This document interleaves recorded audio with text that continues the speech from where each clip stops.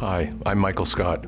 I'm the manager of the Compliance Department for the Real Estate Council of BC. The Council's compliance officers investigate complaints about the conduct of real estate professionals to look for evidence about whether or not real estate professionals are complying with their requirements under the Real Estate Services Act.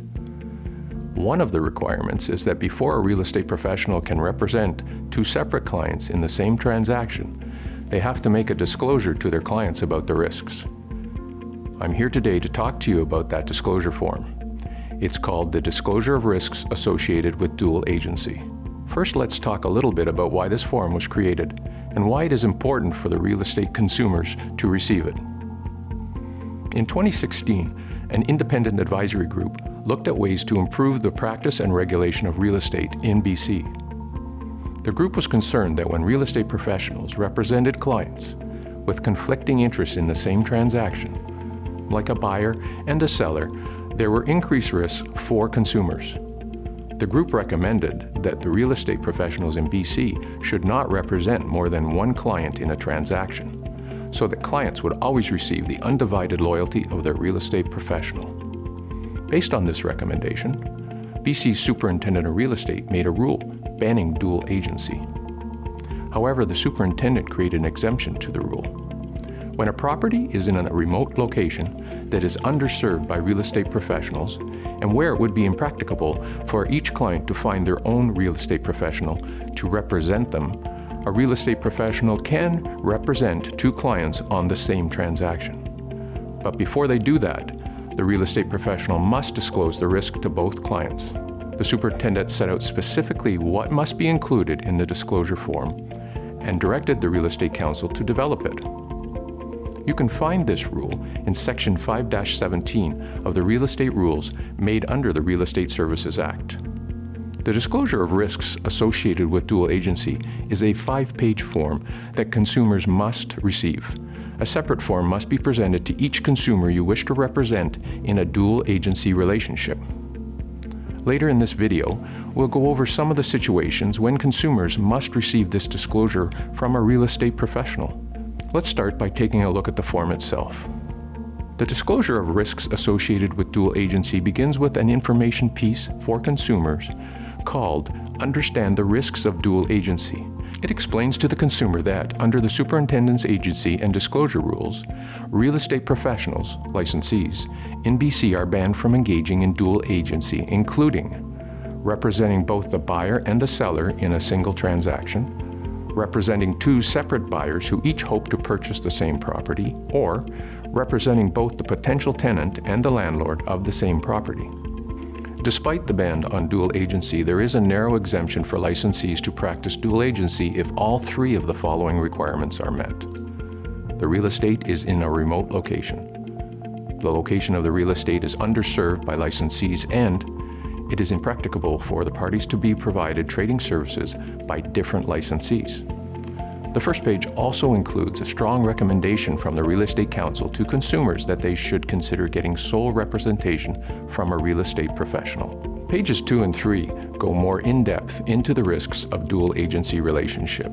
The purpose of the information pages is to inform consumers about the risks associated with dual agency, including how dual agency benefits real estate professionals, how dual agency limits a real estate professional's ability to give their clients advice, and how dual agency prevents real estate professionals from exclusively acting in their best interest. It also offers the consumer options other than entering into a dual agency relationship. Page 4 contains a checklist and signature sections that must be completed by the real estate professional, but are optional for the consumer. Real estate professionals must fill out the mandatory licensee section of the form, sign it, and return the form to their brokerage. Page 5, the last page, includes a section for an explanation from the managing broker. This entire section must be completed before it is presented to the consumer. The managing broker must attach an explanation of how each of the three necessary criteria for providing dual agency is met. The managing broker must also sign the form. The disclosure must be given before you provide trading services to the two consumers with competing interest. That means you can't wait until the parties are ready to sign a contract of purchase and sale to present the disclosure.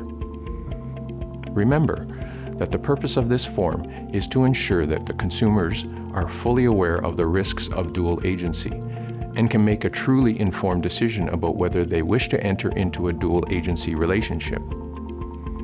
Unlike all of the other disclosures, your brokerage must provide a copy of this disclosure to the Council promptly after entering into a written agreement of dual agency to forms@recbc.ca. Promptly means without delay.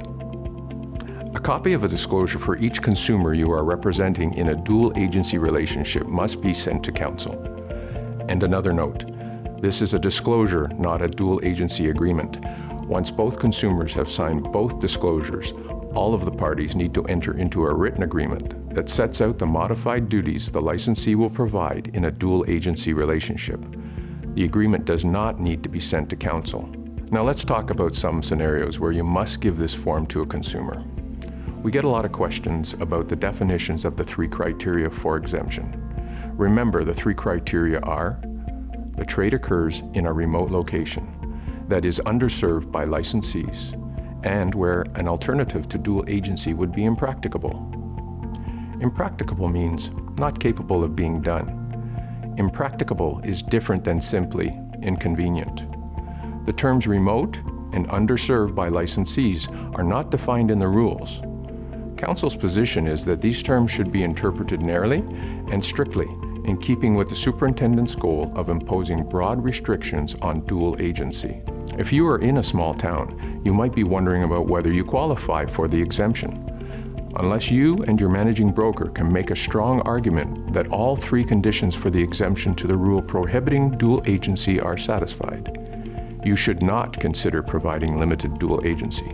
Before offering limited dual agency under the exception in Section 5-17 Sub 1, ask yourself, is there no other way another licensee could provide the parties to the trade with independent representation?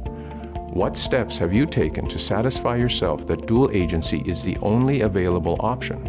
If a licensee or managing broker is unsure if their exemption applies to their circumstances, it is recommended that they seek legal advice regarding the specific details of their transaction.